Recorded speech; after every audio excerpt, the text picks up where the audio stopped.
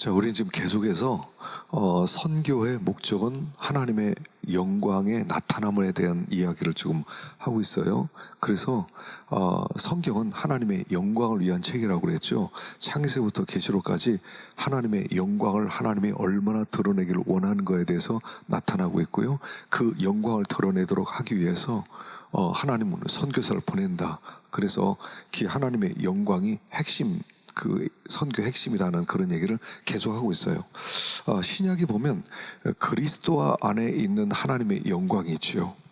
그리스도는 하나님의 영광에 대한 이야기의 절정이죠. 예수님 탄생했을 때 천군 천사들이 노래를 했습니다. 지극히 높은 곳에서는 하나님께 영광이요, 땅에서는 기뻐하심을 입은 사람들 중에 평화로다 라고 찬양했죠. 지극히 높은 예수님의 탄생 자체가 높은 곳에서 하나님께 영광이 돌아가게 되었다는 겁니다.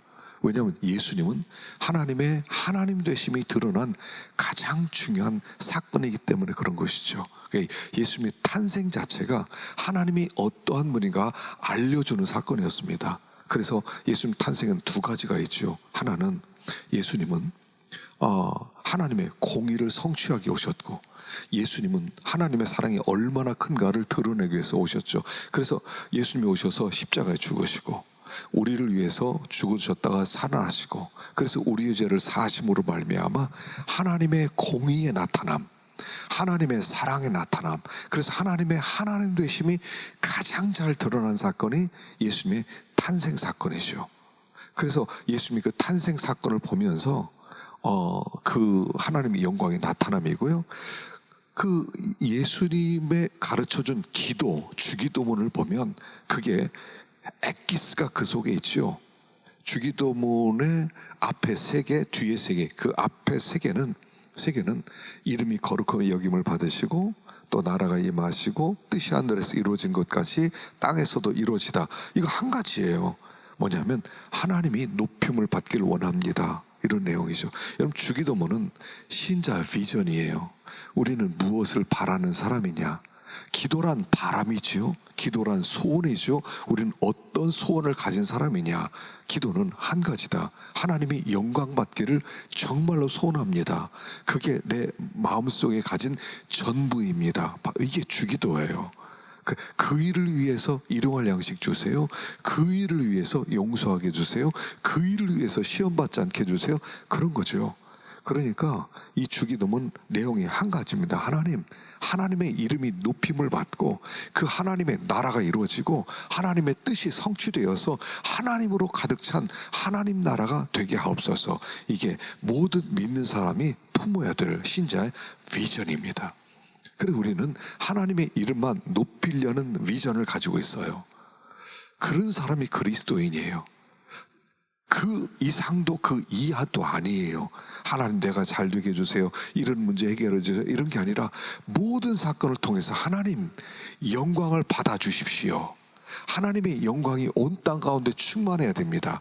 물이 바다를 덮은 것 같이 하나님을 아는 지식이 온 땅에 충만해져서 모든 사람들이 하나님을 알게 해주시고 그 앞에 굴복하게 하시고, 그것은 그로 말미암아 하나님 나라가 이루어져서 모든 삼남한성 피조물 자체들도 그 하나님께 영광 돌리는 그런 창조의 목적대로 살아가는 나라가 되게 해주십시오. 이게 주기도문이에요. 그래서 그 주기도문 목적은 하나님의 영광이죠. 또 예수님이 사활을 건 기도가 있죠. 그 요한복음부터 시작해서 이제 12장부터 시작해서 13장에서 16장까지는 그 마지막 이제 그 죽기 전에 말씀이 나오고요, 17장에 대제사장 기도가 나오죠. 12장에 보면 이게 대표적으로 그의 기도를 한마디로 요약한 거라고 볼 수 있어요. 지금 내 마음이 괴로우니 무슨 말하리요? 아버지여, 나를 구원하여 이때를 면하게 하여 주소서. 그러나 내가 이를 위하여 이때 왔나이다. 아버지여, 아버지 이름을 영화롭게 하옵소서 하시니 이 하늘에서 소리가 나서 이르되 내가 이미 영광스럽게 하였고 또다시 영광스럽게 하리라. 예수님의 사활을 건 기도, 목숨을 건 기도는 아버지 이름을 영광스럽게 하옵소서. 그는 십자가를 앞에 두고요, 한 가지 목표를 놓고 기도했어요. 뭐 내가 살려주세요, 아프지 않게 해주세요, 이런 게 아니라 하나님, 아버지의 뜻대로 되게 해주세요. 아버지의 이름이 높아지게 해주세요. 아버지의 나라가 세워지게 하여 주옵소서. 이게 예수님의 그 십자가 앞에 놓고 사활을 걸고 했던 바로 그 기도라는 거죠. 그 속에서 예수님이 이 땅에 오셔서 우리에게 가르쳐 주신 것, 예수님이 이 땅에 오셔서 사람이 어떻게 해야 된다는 걸 가르쳐 주시는데, 그건 뭐냐면 하나님의 영광이 온 땅 가운데 퍼지는 거예요. 하나님의 영광을 모르는 사람이 없게 되기를 원하는 거예요. 여러분, 우리에게 이 열정이 있어야 됩니다. 왜냐하면 그게 하나님의 열정이기 때문에 그래요. 자, 그러면 우리가 이 선교 과업을 성취하기 위해서 어떻게 할 것이냐는 거죠. 이 하나님의 영광을 온 땅 가운데 드러나는 그런 아브라함 때부터 예수님 때까지 쭉 내려왔던 그런 영광을 성취하기 위해서 어떻게 되는 거죠? 두 가지 힘이 필요합니다. 첫째는 원심력이고요, 둘째는 구심력이에요. 원심력은 팽창력이라고 하고도요, 구심력은 흡인력이라고 부르죠. 여러분, 성경 이야기 전체에서 발견되는 건 두 가지 힘입니다. 하나는 바깥쪽으로 향하는 힘, 팽창력, 그 선교의 원심력, 이건 가는 구조를 얘기하죠. 구약에서는 성전으로 상징됩니다. 이 건물은 하나님의 이름이 거하는 장소였죠. 그래서 이 성전은 여러 이방인들을 위한 것입니다. 오순절날 천하 각국으로부터 사람들이 몰려와서 예루살렘에 머물게 되죠. 구심력입니다. 성경 전체에서 발견되는 것은 안쪽으로 향하는 힘, 흡인력, 성경의 구심력, 오는 구조. 아까 제가 거꾸로 얘기했나요? 성전은 그 구심력이죠. 성경 구심력입니다. 오는 거죠. 그래서 그 경건한 사람들이 예루살렘으로 몰려들었던 거죠.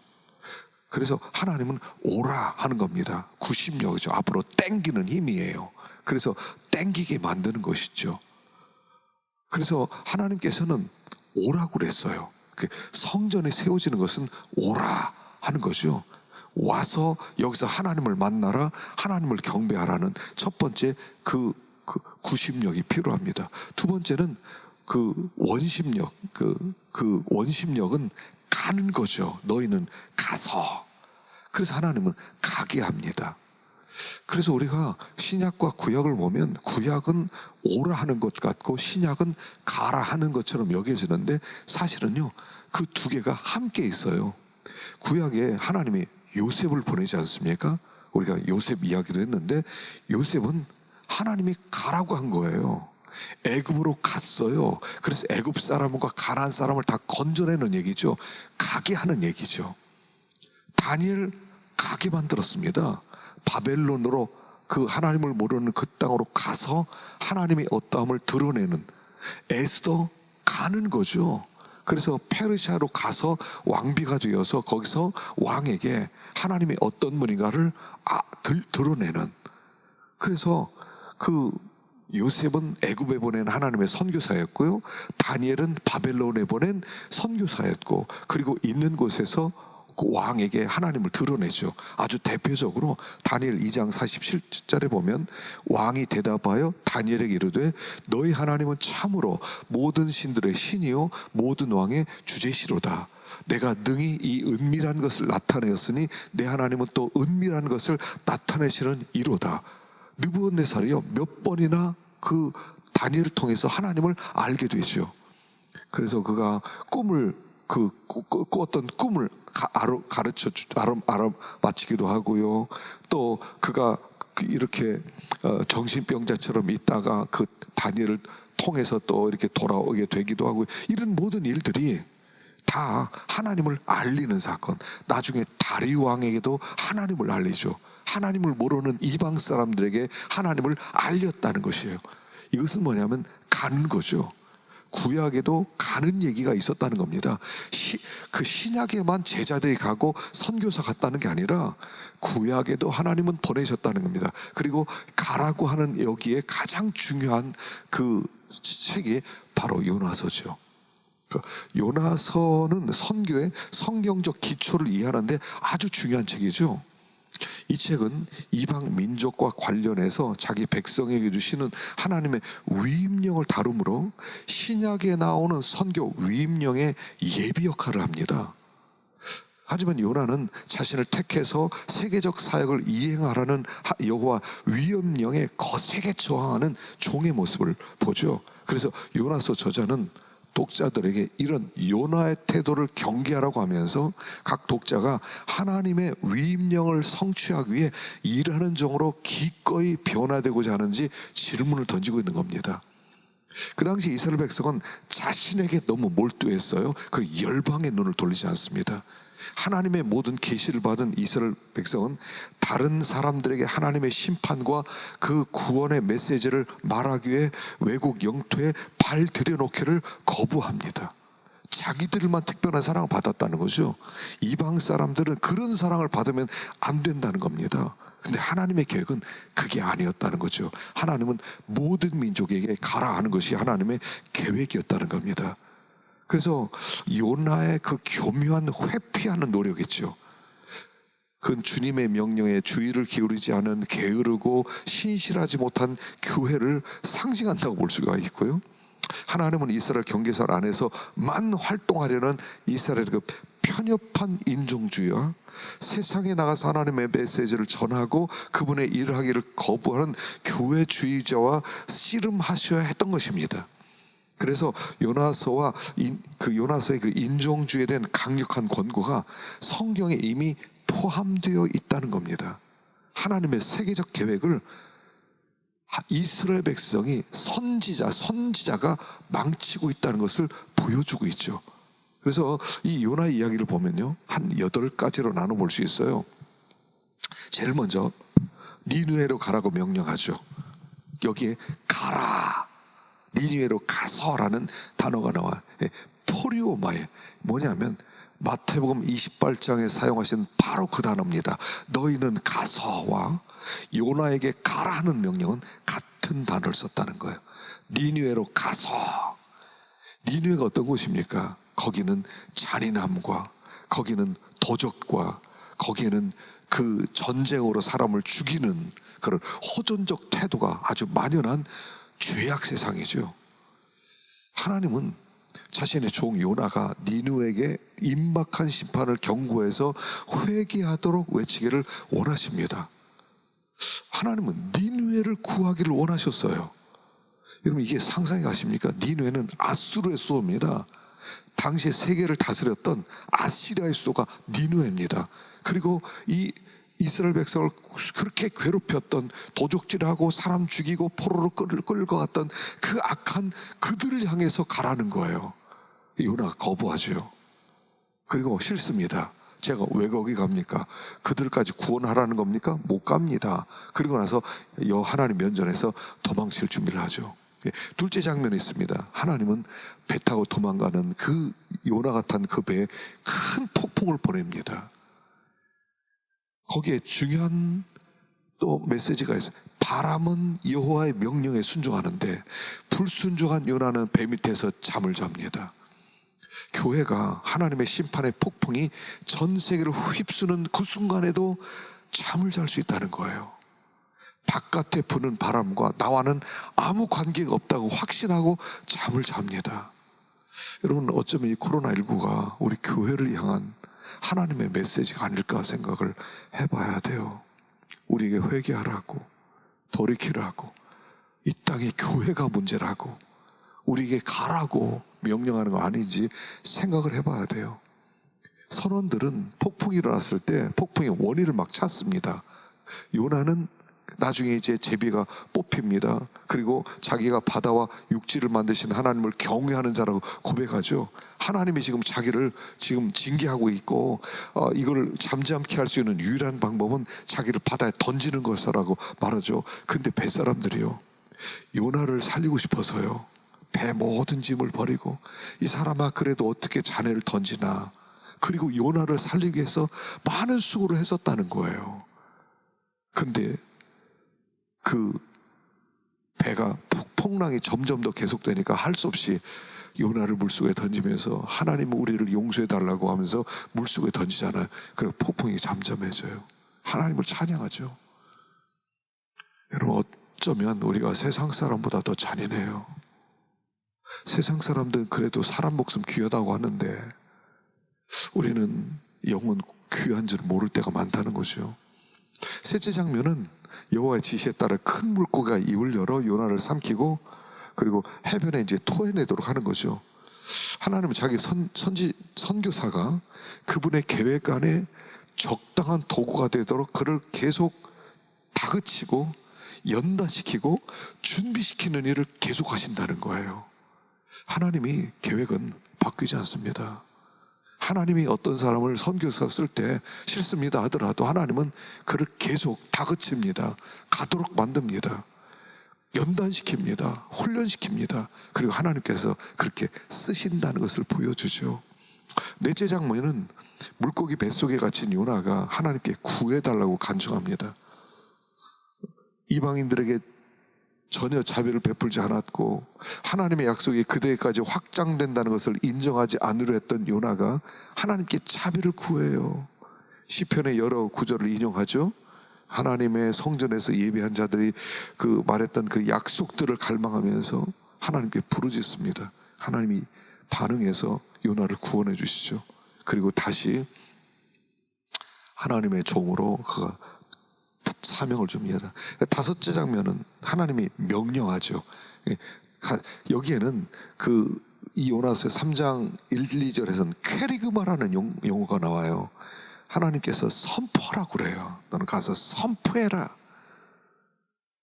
요나는 아무리 불경한 니느웨라 하더라도 여전히 하나님은 그들에게 관심을 쏟고 있고 회개하지 않으면 그들이 멸망할 거라고 선포해야 됩니다.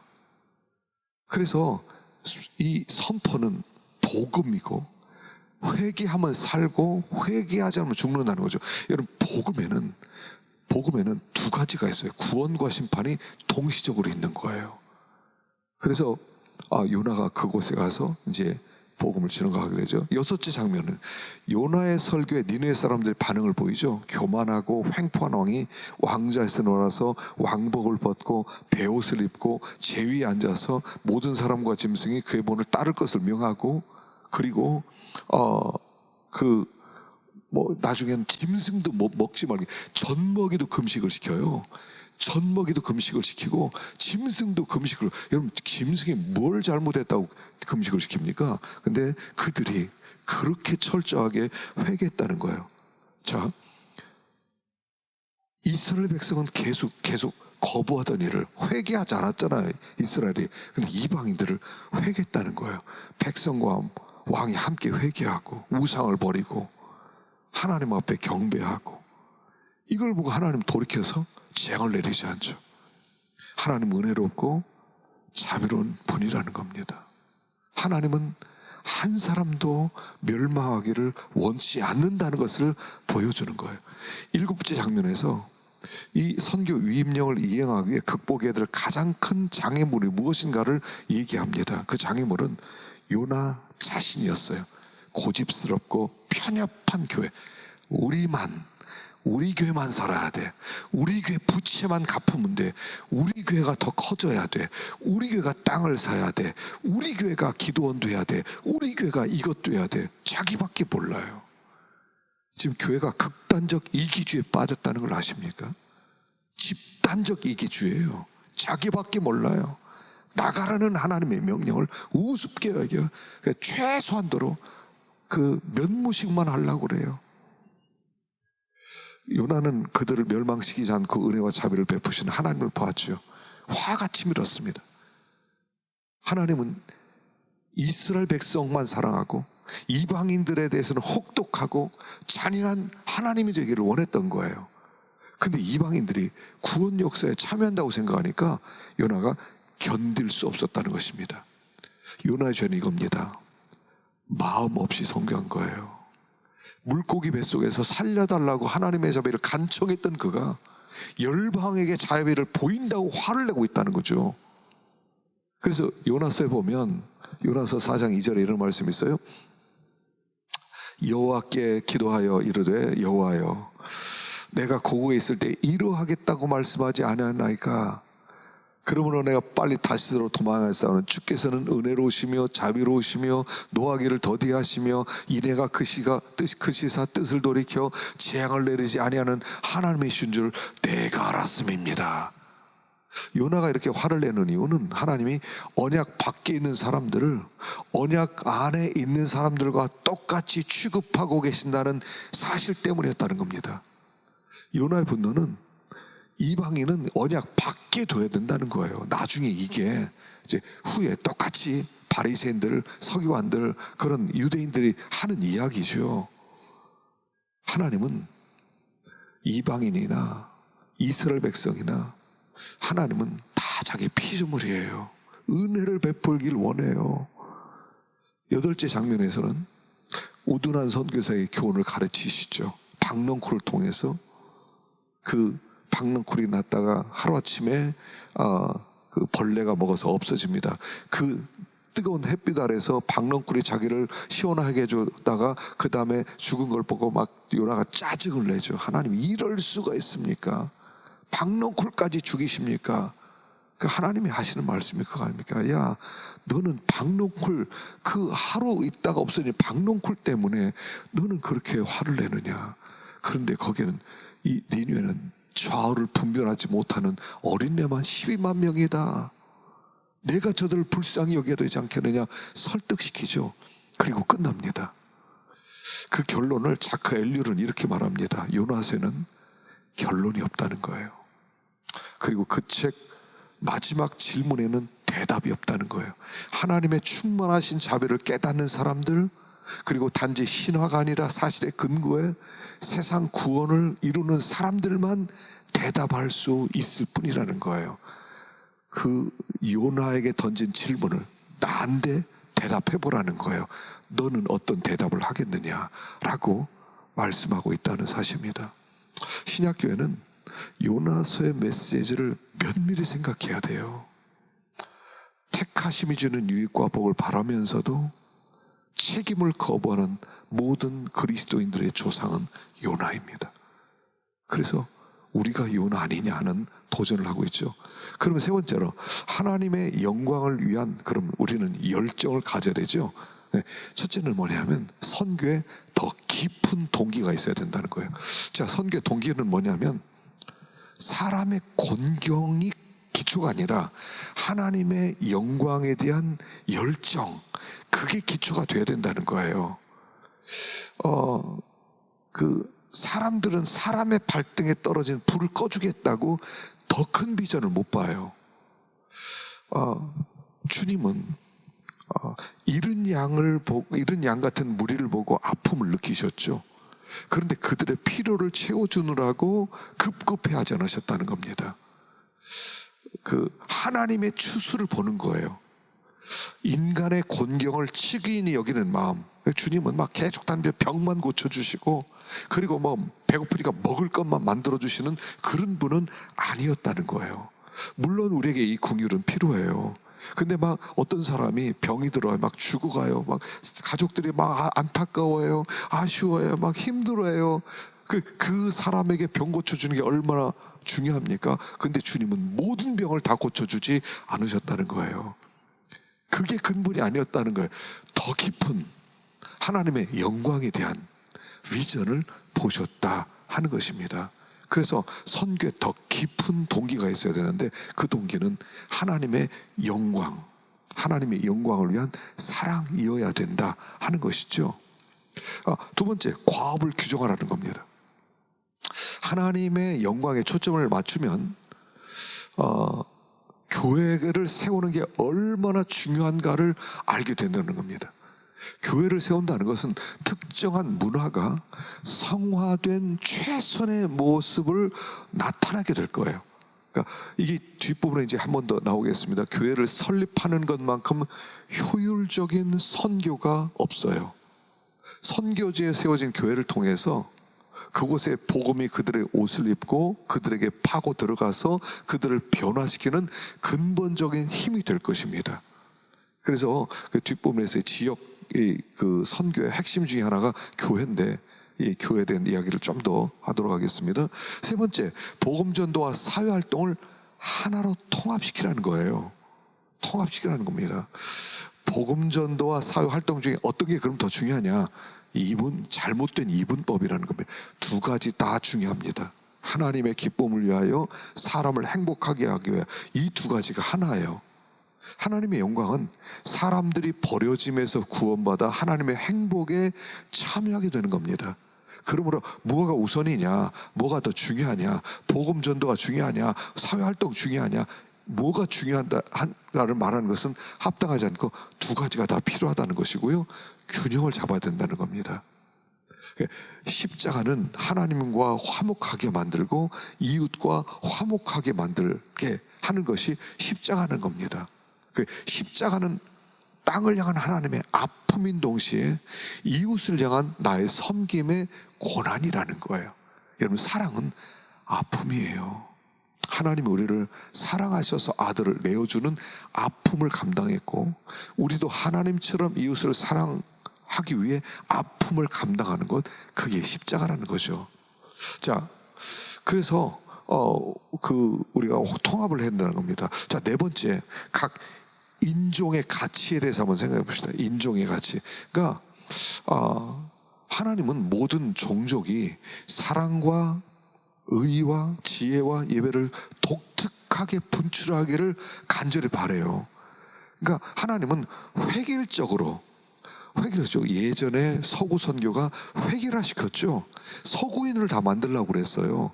서구인처럼 옷을 입게 만들려고 했고요. 말도 서구인 말을 가르치려고 그랬고요. 서구인 같은 그런 모든 그 문화를 만들려고 했어요. 그래서 실패했습니다. 그런 하나님은 그런 하나님이 아니라는 겁니다.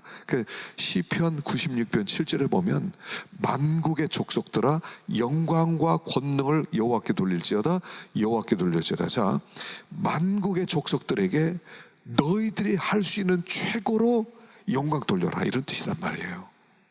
지금은 어떻게 보면 인간 문화가 좀 왜곡되고 좀 악이 좀 들어가서 병들었지만, 하나님은 각 나라의 인종의 문화가 회복되어서 하나님께 영광 돌리는 날을 기대하고 있다는 거예요. 계시록 21장 26절에도 사람들이 만국의 영광과 존귀를 가지고 그리로 들어가겠고, 성경에는 문화, 모든 방언, 모든 지파, 백성들의 독특한 가치를 아주 중요하게 여기고 있다는 겁니다. 인간의 문화를 아주 높이 평가하고 기뻐하십니다. 그래서 하나님은 각 나라의 일, 예술, 축제, 교육, 문화적 분야에 복을 주셨어요. 하나님은 참 다양한 하나님이죠. 모든 은사는 하늘로부터 온 것입니다. 우리 하나님은 다양한 색깔을 좋아하세요. 하나님은요, 냄새도 다양한 냄새를 만드셨고요, 하나님은 색깔도 다양한 색깔을 만드셨고요, 눈송이들 보더라도 다양한 모양의 눈송이를 만드셨고요, 사람도 다양한 그런 피부의 색깔과 인격을 만드셨다는 겁니다. 하나님은 왜 그랬을까요? 세상을 더 풍성하게 만들기를 원하셨다는 거예요. 그래서 우리는 이 다양성이 하나님의 특징이라는 것을 알아야 돼요. 그래서 각 지역 문화를 사랑할 수 있어야 돼요. 그게 아주 성경에 의해서 아주 타락한 문화가 아니면 그들이 가지고 있었던 전통 문화를 우리들이 인정할 수 있어야 되고, 그 문화로 하나님께 예배드릴 수 있도록 만들어야 된다는 거예요.